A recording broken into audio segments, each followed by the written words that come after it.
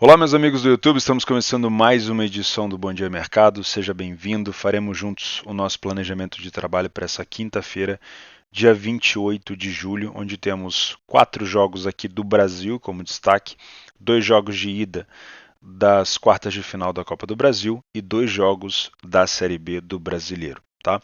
Como a gente ainda está na fase pré das competições da UEFA, né, Conference, Champions e Europa League, eu vou deixar esse jogo um pouco de lado, porque a gente tem pouca informação sobre quase todas as equipes, mas se você conhece as equipes não tem problema nenhum você trabalhar, né, principalmente no ao vivo, mas eu vou deixar aqui para a gente fazer essa análise pré de forma mais aprofundada aqui para os jogos do Brasil.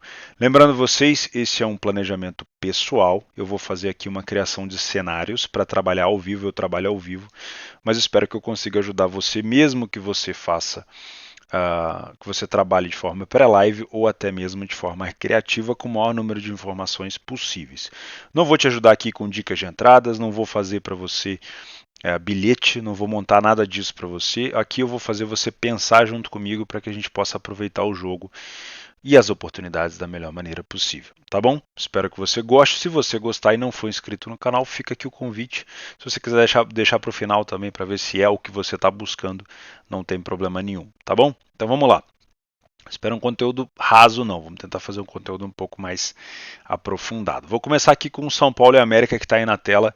1,65 é a odd do São Paulo nesse jogo de ida da Copa do Brasil, com o América, que tem uma odd de 5,75, beirando a 6. Tá? Esse jogo aconteceu pelo Brasileirão, eu vou usar aqui análises e dados do Brasileirão. Esse jogo aconteceu recentemente, um jogo onde o América jogou muito bem o início do jogo, teve chance de sair pelo menos com de 2 a 3 a 0 ou de 2 a 3 a 1 no primeiro tempo, mas acabou perdendo com um gol do Patrick por 1 a 0 e foi assim o resultado do jogo até o final. O América tem um problema crônico, que é o time cria muita chance, mas não consegue colocar a bola para dentro. É um time bom, bem treinado, mas tem dificuldade nesse tipo de aproveitamento. O América perde muitas chances de gol e acaba sendo punido. Isso vem acontecendo com frequência. Tá? O São Paulo dentro de casa vem na verdade, o São Paulo vem de 3 empates seguidos, se eu não me engano, contra o Inter, contra o Fluminense e contra o Juventude em casa. Foi contra o Juventude ou o Goiás? O Goiás, né? Foi contra o Goiás em casa, foi gol do Pedro Raul no final.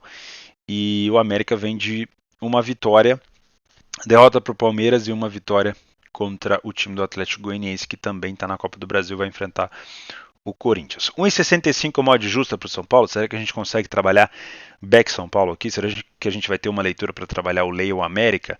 Bom, do que eu vi nos jogos desse último jogo do São Paulo com o time do América, eu não gostei.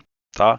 Talvez naquele jogo o São Paulo tivesse um pouco desfalcado, talvez o América tivesse encaixado um jogo muito bom, não dá para tirar aquele jogo como baliza, mas eu tenho minhas dúvidas, mesmo o São Paulo jogando muito bem e não perdendo há muito tempo, se o América vai de fato ficar muito recuado. Tá? O América venceu o primeiro jogo contra o Botafogo em casa e voltou a vencer fora de casa no Newton Santos. Então o América não é um time que está de brincadeira nessa competição, é muito importante financeiramente e o São Paulo tem o grande problema nessa competição que é nunca ter vencido, né? Então é sempre um nervosismo, na minha opinião, muito grande, uma pressão muito grande no time do São Paulo.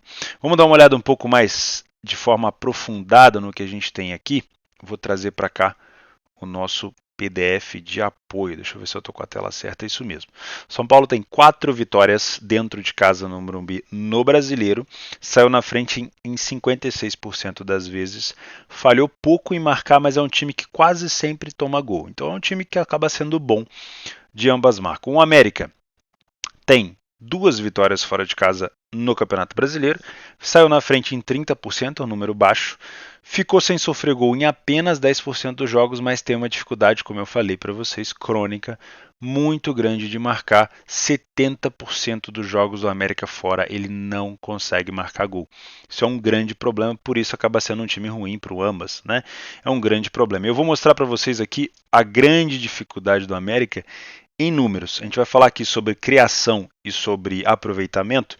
O time do São Paulo tem um XG por jogo de gols esperados de 1,83. Então é um time que cria muita oportunidade de gol e que tem bons atacantes para isso. O time do São Paulo tem marcado 1,89. Ou seja, o São Paulo está extremamente dentro da média, está até um pouquinho melhor.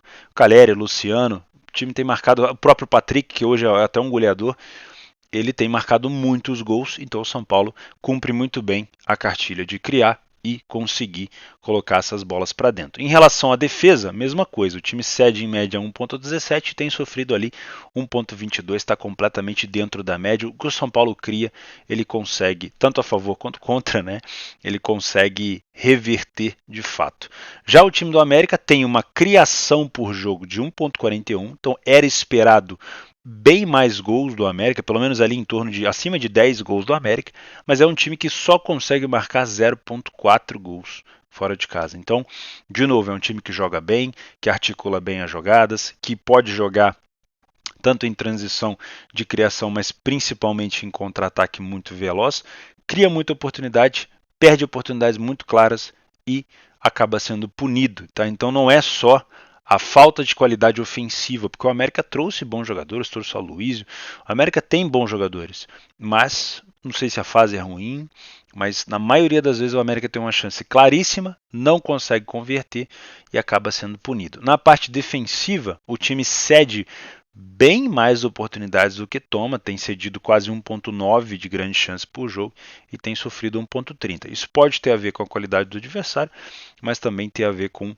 a boa fase do seu guarda-metas, né, o seu guarda-redes, o seu goleiro.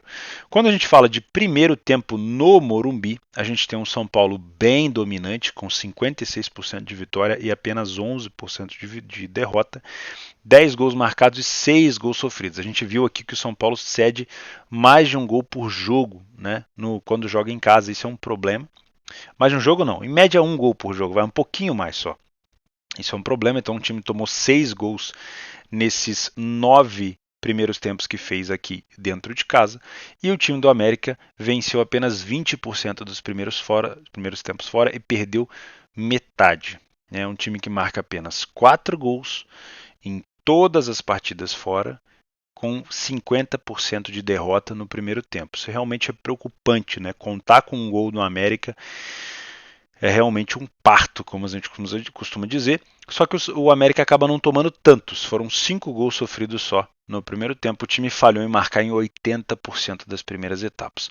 Quando a gente vem para o segundo tempo, seja por questão de proteger o resultado, ou seja por questão obviamente, de queda de produção mesmo, o time do São Paulo tem uma queda um pouco acentuada. O time passa de quase 60% de vitória no primeiro tempo para quase 35% de vitória e o número de derrotas sobe bastante. O time sai de 11% de derrota para 33% também. Então é um time assim muito inconsistente no segundo tempo. Né? O São Paulo tem uma queda considerável. O time passa a marcar menos gols e acaba tomando um pouquinho mais de gol ali em relação à porcentagem, né? Vamos dizer assim. O América cai na questão de vitória, o time tinha 20% de vitória, passa a ter 0. Então o time não vence no segundo tempo, seja por estar em desvantagem, ter que correr atrás e acabar dando espaço para tomar mais gols, e o time acaba tomando mais gols mesmo. E em relação à porcentagem de vezes que ele conseguiu marcar, continua a mesma. Né? 80% das vezes o time falhou em marcar, ou seja, o ataque do América é muito fraco. E a derrota no segundo tempo continua muito próxima. No primeiro tempo era 50%, no segundo é 40%. Então a gente enxerga uma queda do São Paulo de produção, mas consegue entender que o São Paulo mantém ali pelo menos um número bacana no primeiro tempo. Já o América, tanto no primeiro quanto no segundo, tem uma dificuldade muito grande de marcar, de se proteger defensivamente e de derrota, né? O time acaba sofrendo bastante. Quando a gente fala de bolas aéreas, e aqui é um fator muito importante porque os dois times são muito bons, o time do São Paulo se destaca mais. São Paulo tem 9 gols de cabeça e 2 de escanteio. Né? Então é um time muito bom de cruzamento para a área, né? Um time muito forte no alto. E o América tem 5 gols de cabeça e 3 de escanteio. Então a gente pode sim ficar de olho nas bolas aéreas. Num tipo de primeiro jogo de mata-mata, onde muito pode ser estudado, eu acho que as bolas aéreas podem ser sim um fator decisivo, principalmente por conta da dificuldade defensiva das duas equipes. Os dois times sofrem muito de cabeça, o São Paulo tem sofrido até mais de bola parada, escanteio, cruzamento na área, lateral na área, isso é um problema. Tá? Então fica de olho nisso, isso pode ser um fator muito fundamental para você, principalmente se você for trabalhar match odds. Tá? O São Paulo não tem marcado tantos gols de fora da área, mas o América tem sofrido bastante nesse fundamento. Tá? De maneira geral, se fosse um jogo de Brasileirão, por mais que o primeiro jogo entre eles que a gente viu tenha sido 1-0, foi um jogo com muitas oportunidades. De maneira geral, o São Paulo traz esse jogo para gols, porque é um time que raramente fica sem sofrer e está sempre marcando. Já o América, com essa dificuldade toda de fazer gol, acaba puxando esse jogo para um under. Para o América, sinceramente, sair do Morumbi com um empate aqui seria sensacional. Tá? Quando a gente fala de momentos de gols, como o América não faz gol em quase momento nenhum, fica até difícil de analisar. Né? Aqui pega dentro e fora de casa os momentos dos gols. O América tem até uma taxa boa de gols no final, mas é complicado. Fora de casa o time marca muito pouco e o São Paulo é bem distribuído. Tá? Os principais jogadores, o Calleri, se for jogar, o Luciano e o Patrick, como eu falei, hoje são os goleadores da equipe aqui, 10, 7 e 4 gols respectivamente. E o Wellington Santos tem 4 assistências, eu não sei que é o Wellington Santos, deve ser algum apelido. E o Rafinha tem 3, Rafinha, cruzamento, né? O São Paulo marca muito de cabeça.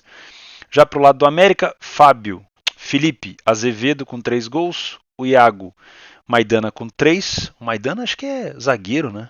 Deve ser batedor de pênalti, e o Aloysio com 2, e o Éder com 2, e o Everaldo tem 2 assistências na equipe.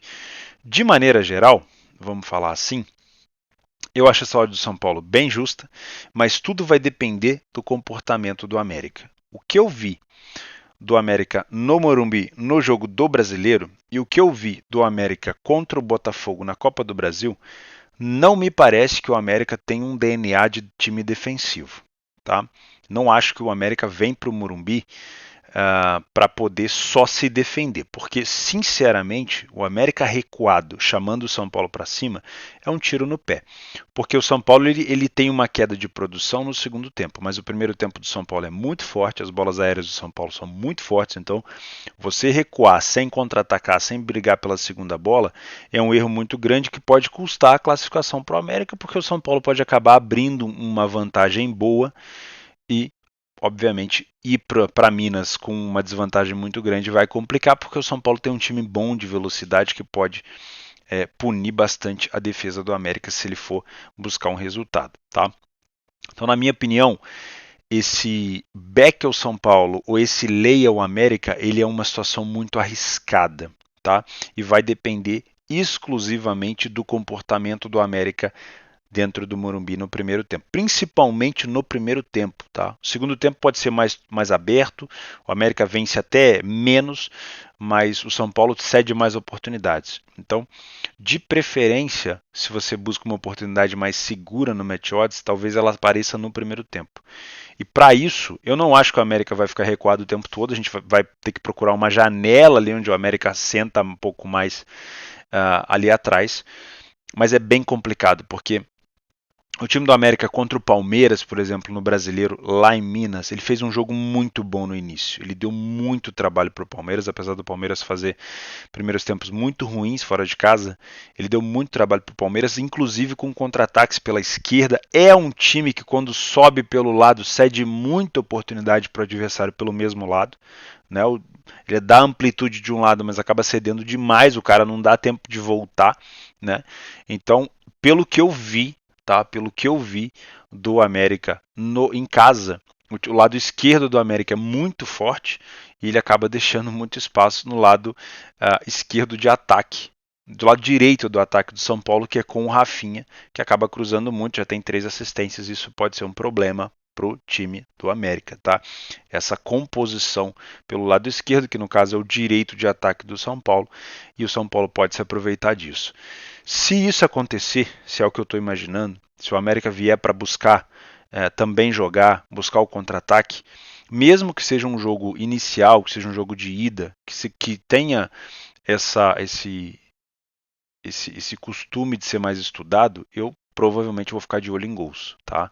porque aí sim a gente vai ter muito espaço, principalmente com o São Paulo muito forte no primeiro tempo. Agora, eu não espero um São Paulo recuado, então não vou trabalhar com um cenário de correção ao São Paulo, porque eu espero o São Paulo com a bola, né, propondo o jogo. Então, a única coisa que me sobra, se não for um jogo aberto para gols, é o lado do América. O América tem uma odd alta? Não necessariamente. É uma odd que tem campo de correção. Mas ela só vai corrigir se o América não estiver contra-atacando. Não importa se o São Paulo tem mais camisa, tem mais time, tem mais qualidade. Se o time do São Paulo coloca para dentro as bolas que cria e o América perde a maioria das chances, isso acontece mesmo. Mas se o São Paulo não conseguir neutralizar os contra-ataques do América, não vai ser uma posição fácil explorar um Lei América. Tá? Então, assim como eu falei do Flamengo ontem com o CAP, somente estarei Lei ao América se o time do América estiver pregado lá atrás sem conseguir sair. E o São Paulo tem time para fazer isso acontecer. Mas isso tem que de fato estar acontecendo. Tá? Correção contra o São Paulo eu estou fora, porque é um time favorito, o mercado vai acreditar mais e provavelmente vai ser uma correção mais difícil. Porque para o São Paulo corrigir no primeiro tempo, o América tem que estar fazendo o jogo da vida. E eu não acho que o América vai jogar tanto assim ao ponto de fazer o São Paulo recuar. Então, por uma correção mais tranquila, mais linear, digamos assim, eu preciso de um América bem recuado. Caso isso não aconteça e seja um jogo muito aberto, eu vou ficar de olho em gols. Caso nenhum desses dois cenários aconteça, se eu ver um jogo mais truncado, São Paulo tentando penetrar, mas não conseguindo finalizar, o América de vez em quando puxando contra-ataque, mas nem sempre, ou seja, o match odds bem travado, aí não é para nada. Né? A gente tem que entender que vai ter jogo que a gente não tem que fazer nada. Todo jogo tem uma oportunidade, mas às vezes não é para mim, não é para você, é para outro tipo de método, para outras pessoas, tá bom? Então, já vou colocar aqui que ou esse jogo vai me dar leito. Primeiro eu vou colocar a questão de bolas paradas para não esquecer. Os dois times são muito bons nas bolas aéreas, tá? Ou esse jogo vai me dar uma opção de lei ao América, nem favorito, lei não favorito no primeiro tempo, ou a gente vai ter uma oportunidade de gols, ou então não vai ter oportunidade nenhuma, né? Vamos ver o que o jogo me aguarda pra gente, mas eu tô fora de qualquer correção em lei ao São Paulo. Fortaleza e Fluminense. Esse jogo aqui, ele também aconteceu algum tempo atrás, onde o Diniz tinha acabado de estrear ali no time do Fluminense, o Diniz não tinha implementado ainda o seu jogo. E hoje é um Fluminense completamente diferente. Hoje a gente pode dizer que o Fluminense joga talvez o melhor futebol do Brasil. O Diniz está tendo o seu melhor aproveitamento como treinador. A média dele no Fluminense é de quase 2,20 pontos por jogo. Isso é uma média absurdamente alta. Tá? O Diniz tem mais de 70% de aproveitamento nessa segunda passagem pelo Fluminense.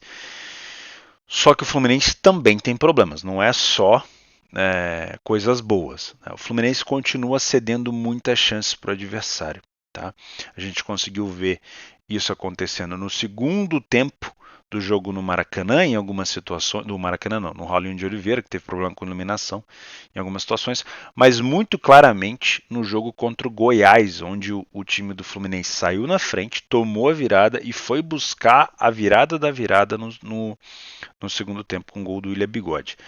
Ou seja, em algumas situações o Fluminense ainda tem que melhorar muito, mas o Fluminense está jogando muita bola, está com estrela e o Fortaleza está passando por uma fase bem difícil.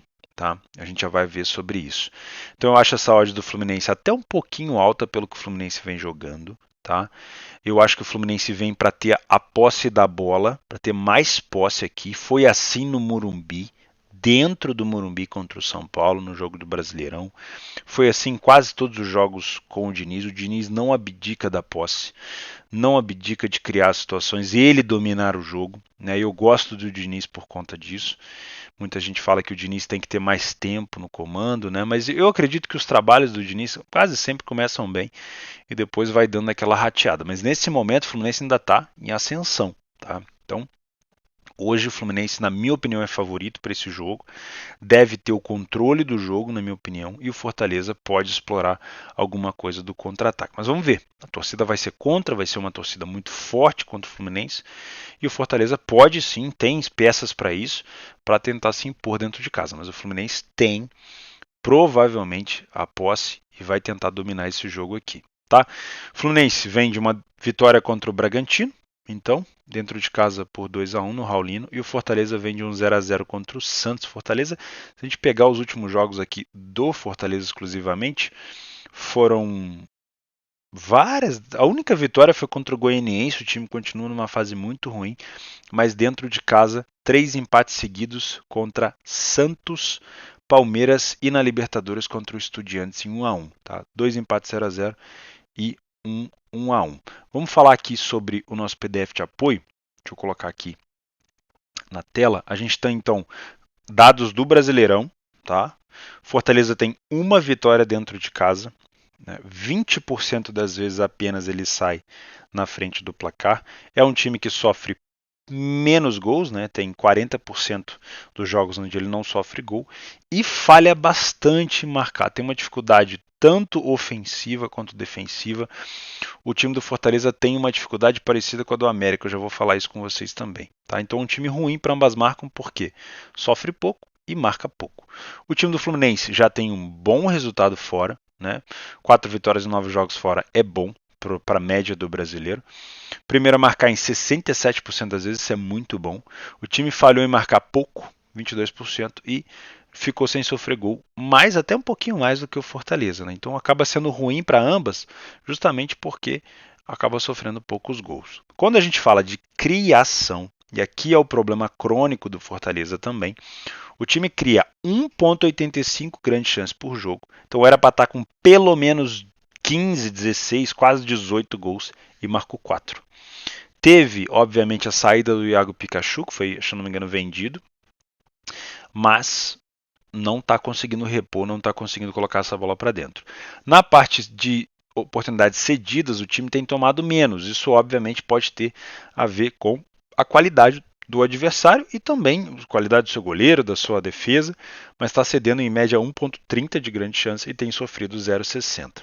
O Fluminense, como eu falei para vocês aqui, tem esse problema mais ou menos crônico do Diniz também, né, que é um time que está sempre tentando sair jogando sem dar chutão. Então você acaba tendo, às vezes, uma pressão forte do adversário, tem que sair jogando com cautela. O Diniz não aceita chutão, então o time tem que sair jogando e às vezes essa bola é perdida perto do gol, perto da área, e isso acaba cedendo uma chance de muita qualidade, mas o Fluminense não tem sofrido tantos gols de fato por conta, às vezes, da própria má qualidade do adversário. O Fluminense cedeu, então, 1,55 e, de fato, sofreu um gol por jogo. Né? De fato, 9 jogos e 9 gols. Em questão de XG a favor, o Fluminense não tem criado tantos gols assim fora, tantas chances de gol fora, mas está quase dentro da média ali, 1,42 para 1,22. Então, um ataque melhor e uma defesa um pouquinho pior do que a do time do Fortaleza. Primeiro tempo do Fluminense fora de casa não é tão bom, tá? Apesar da fase, o Fluminense e o Fortaleza são bem parelhos no primeiro tempo. O Fluminense tem 22% de vitória, o Fortaleza 20%. O Fluminense perde 22%, o Fortaleza 30%, um pouquinho pior para o lado do Fortaleza. Só que o Fluminense marca mais gols, só que toma um pouquinho mais de gol também. Tá? Então, de maneira geral, defensivamente, o time do Fortaleza é melhor, mas ofensivamente o Fluminense é melhor. Mas em aspecto de vitória, os dois times são bem parelhos. Então, indica que realmente o que o mercado espera, um jogo bem truncado, bem parelho, mas pelo fator necessidade da fase, hoje o Fluminense está voando numa fase muito boa, jogando tranquilo, e o Fortaleza numa fase de pressão, né? Foi eliminado da Libertadores, primeira vez que participa, tem a Copa do Brasil como um alívio, às vezes financeiro, mas não pode esquecer do brasileiro, onde o time, se eu não me engano, amarga ali as últimas posições, e se não mudar, a situação vai ficar complicada. Então a pressão é do Fortaleza, isso pode fazer com que o Fortaleza dê uma explosão maior no primeiro tempo, e mesmo o Fluminense tentando ter mais posse, uma pressão alta do Fortaleza pode tentar induzir o Fluminense ao erro e a gente ter um jogo mais difícil de se trabalhar no match odds, porque eu posso ter um Fluminense tentando dominar, mas um Fortaleza tentando fazer o Fluminense errar e a gente tem um jogo mais difícil para leitura, tá? Quando a gente fala de segundo tempo, aí a situação é diferente. Aí aqui existe um domínio do Fluminense bem maior. O Fluminense vence quase metade dos segundos tempos, né?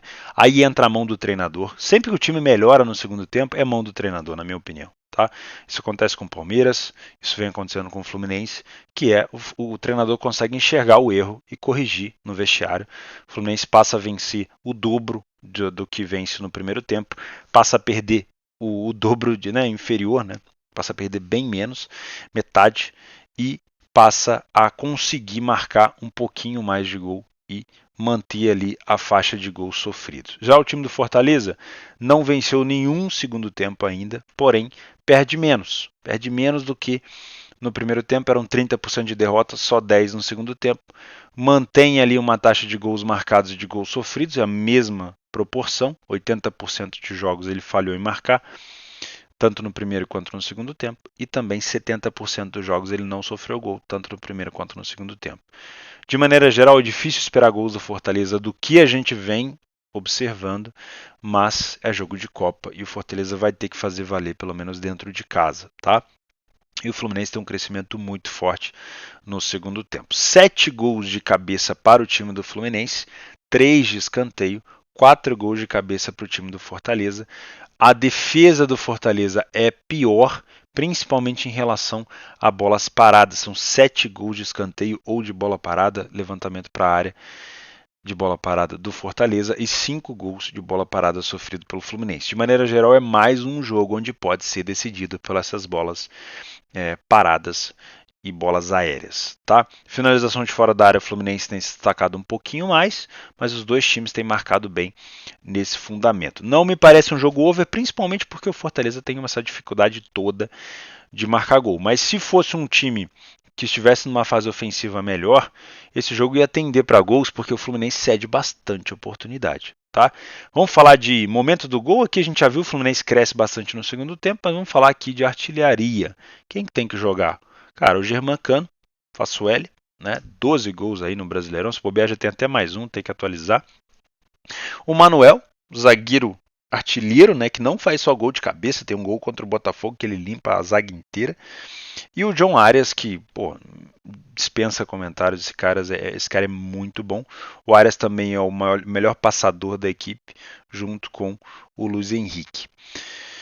E pro lado do Fortaleza ainda tá ali o Gleibson, Iago Souza, Lisboa, Pikachu, com 4 gols, mas precisa repor, né? Porque o time do Fortaleza tá sem o Pikachu e o Moisés tem 3 gols, o Lucas Lima tem 2 assistências e o Luiz Antônio Rocha. É difícil você ver o nome dos jogadores assim, né? Você tem que lembrar do apelido dele, enfim. Enfim, o Fortaleza tem bastante gente passando bola, mas precisa dos atacantes. De maneira geral, vamos à nossa conclusão aqui. Deixa eu mudar a tela para cá. Essa aqui.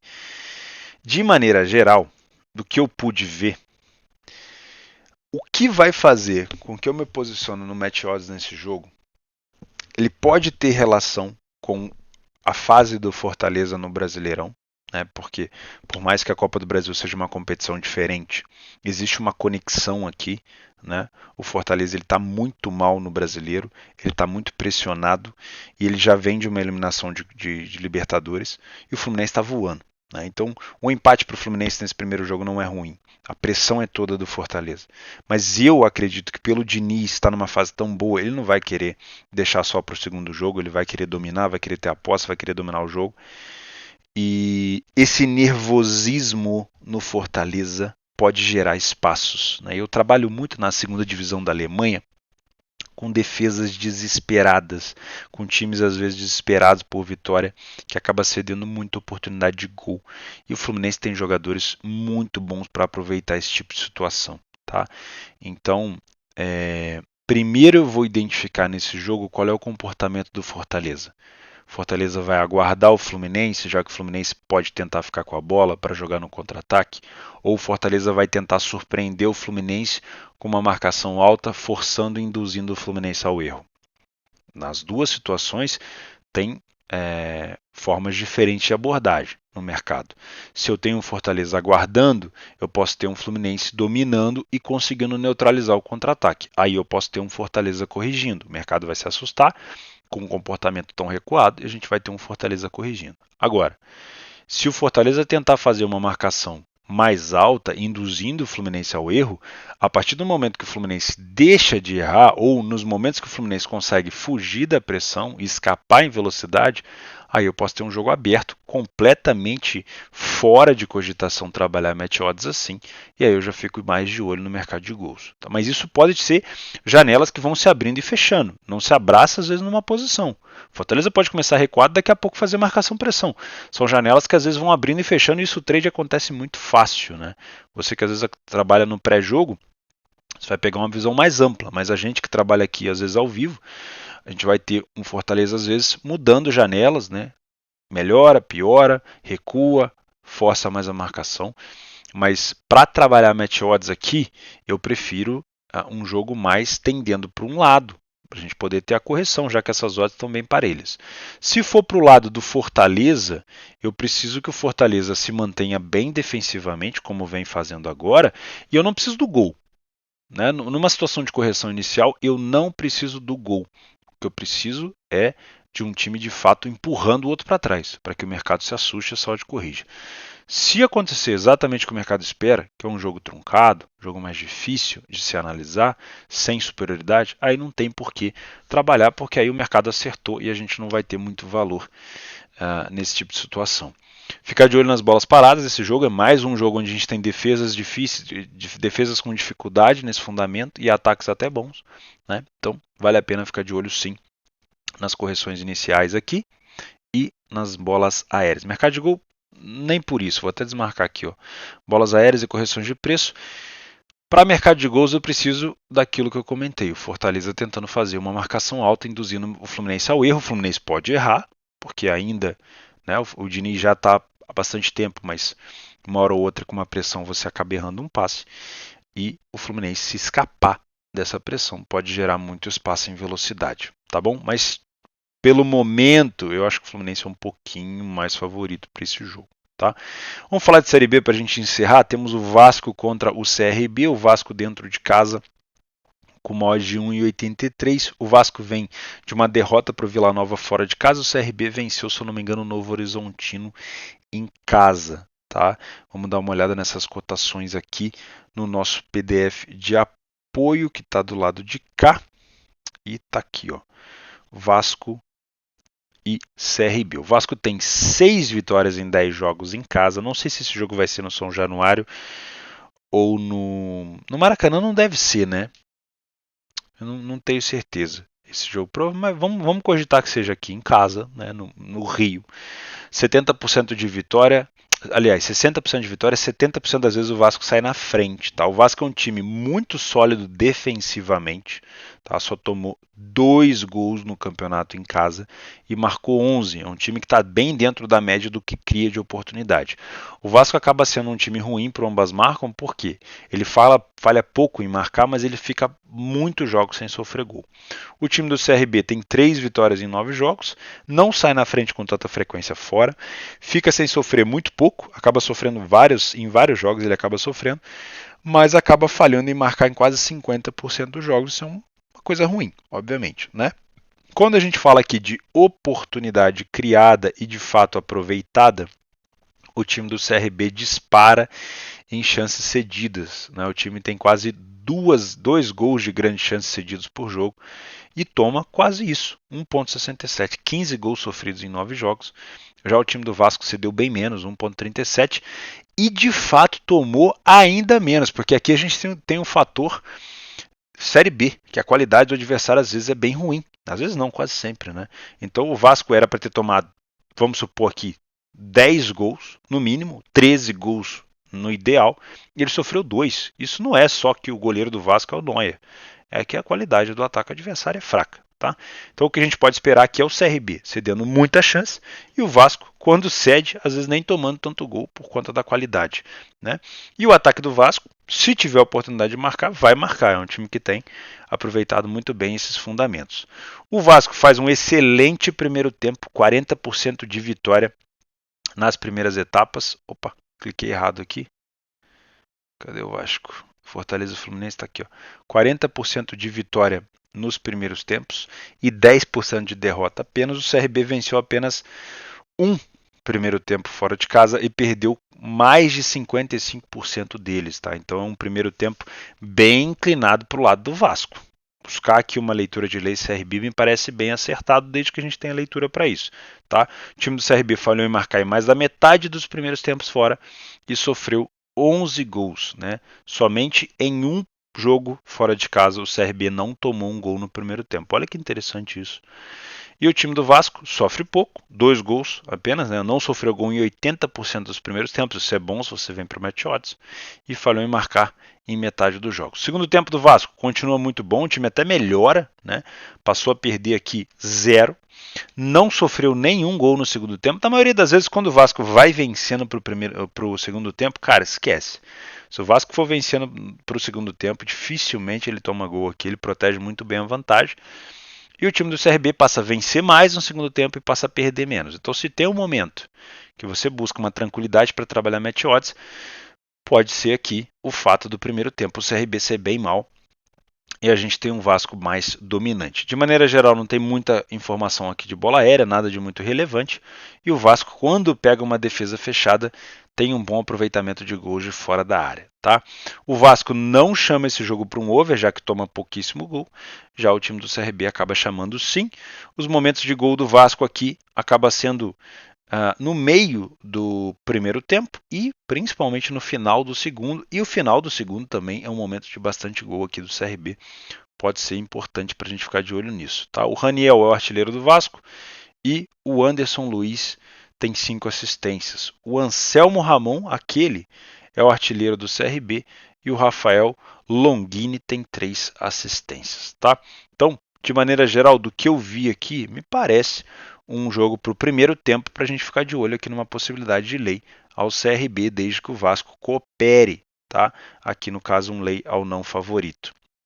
E por último, para a gente fechar, Sport e Guarani. O Sport vem de uma goleada sofrida fora de casa para o time do Sampaio Corrêa, que é excelente mandante, e o Guarani vem de um empate dentro de casa, acho que foi contra o Brusque, se eu não estou enganado. 1,91 é a odd do Sport, vai tender ali a 2, né, um leve favoritismo para o Sport.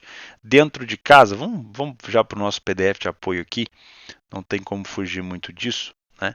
Dentro de casa o Sport tem 5 vitórias em 9 jogos, saiu na frente em 44% dos jogos e tem uma boa defesa, só tomou 2 gols, 78% dos jogos ele fica sem sofrer, mas falhou bastante em marcar quase 50%, por isso é um time ruim de ambas marcas. Já o time do Guarani fora de casa, uma vitória, sai na frente com pouca frequência, fica sem sofrer gol em poucos jogos, ou seja, sofre bastante, mas acaba conseguindo marcar pelo menos ali um golzinho fora de casa quase em cada jogo. Então é um time bom de ambas marcas. Pode ser que o Sport acabe sofrendo gol aqui fora de casa para o Guarani. Tá? Em relação às chances cedidas e aproveitadas, o time do Sport cede em média 1,18 e só sofre 0,22. De novo, qualidade ruim do adversário.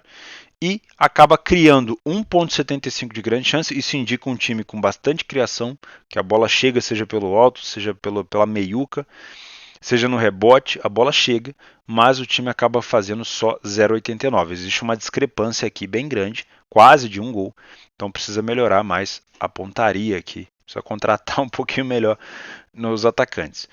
O XG contra do time do Guarani, o time cede 1,74, era para estar tomando mais gol do que tem tomado, mas de fato tem tomado bastante gol, 1,44. Aí às vezes, mesmo a qualidade do adversário não sendo tão boa, o Guarani tem tomado os gols, tá? Em relação à parte ofensiva, era para estar marcando mais também, o time tem uma média boa de criação, mas tem marcado pouco por conta da qualidade. O Sport não faz bons primeiros tempos em casa. 11% de vitória apenas, é até menos do que o Guarani, mas tem um número de derrota inferior aqui, 22%. De maneira geral, jogos mais under do Sport aqui no primeiro tempo, tá? Dificuldade de vencer, dificuldade de marcar gol, apenas um gol marcado. O Guarani já é mais solto, 5 gols feitos, 6 gols sofridos. O segundo tempo aí a gente tem um crescimento bem grande do Sport, quase 50%, quase 60% de vitória, não perde, não toma gol, então o segundo tempo do Sport é de almanaque. Já o Guarani tem um segundo tempo horroroso, vence apenas um, perdeu 44%, marca menos e sofre mais gols, então talvez o segundo tempo te dê uma oportunidade bacana de trabalhar aqui, mas eu não consigo confiar nesse primeiro tempo do Sport tão fraco, tanto de vitória quanto de aproveitamento de gols, apenas um gol marcado, ou seja, o Sport tem 8 gols, ele faz 7 no segundo tempo. Então, vamos ver, o Sport está em transição em relação ao treinador, o Lisca foi para o Santos. Esse jogo aqui me causa um pouquinho mais de dúvida se eu vou de fato trabalhar no match odds ou não. Tá? Não me parece um jogo para gols, principalmente por conta do Sport, que tem pouquíssimos gols sofridos e feitos. Né? Mas o Guarani já tem uma incidência maior. Inclusive, se o Sport fizer gol aqui, talvez a gente até possa esperar o Guarani marcando um golzinho também. Tá? E momentos dos gols, o Sport tem sofrido seus gols aqui depois dos 70 minutos. Também pode ser um jogo para um over limite no final, vamos ver. Luciano Batista com 4 gols e o Giovanni Piccolomo com 12, é assim que fala? Piccolomo, com 2 assistências. E o Matheus Pereira com 2 gols e o Giovanni Augusto com 2 assistências são um destaque aqui para o lado do Guarani. É isso, meus amigos. Então, na minha opinião, de maneira geral, para esse jogo aqui, eu estou bem inclinado a ficar de fora por conta dessa duas coisas. Primeiro, porque às 9h30 vão ter não, vai estar passando aqui um pouquinho ainda do Fortaleza com o Fluminense, então eu vou ter que estar focado aqui. Mas segundo, porque o primeiro tempo do Sport é bem fraco, aqui a gente pode ter uma pegadinha, né? Mas o segundo tempo do Sport é forte e aí talvez, né, vamos ver. O Guarani se expondo.